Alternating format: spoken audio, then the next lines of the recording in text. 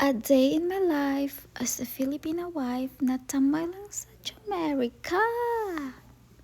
For today's video day. Familiar ba? But so guys, nagbiyahe ta karon kay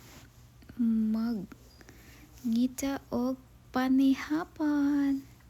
Tambay lang ta diri sa Jamaica guys kay prinsesa ang farsan. Dili pa trabaho on kuday. Kuan, guwapa ba yata? Dapat lingkod ra gyud atong trabaho ani. Ano na siya? Mo ni siya. Nami diri sa kusuga padagan ning ubang tao diri oy. Lubat-lubatan sabta.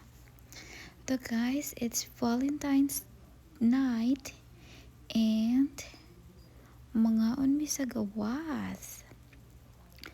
Muna siya guys, padong na mi sa restaurant. Kumusta ang mga all?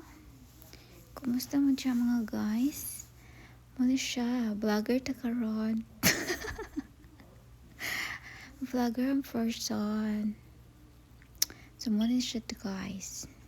Hapit na madugay. Gutom na kaayo guys. As in, nanggimok na ang mga bitok sa atong tinae. Musta man mo diha, nakadawat na ba og flowers ang all?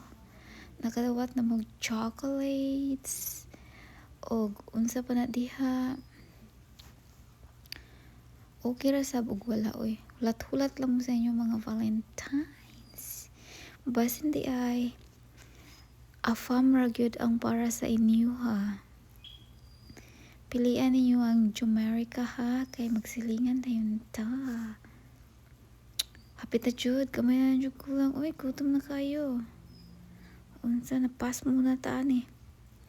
Valentine's night pass mo. Hapit na. Doon na. Kuyog ta ninyo guys. Ngit-ngit na ba oy? Sige na guys, padung na jud. Bye!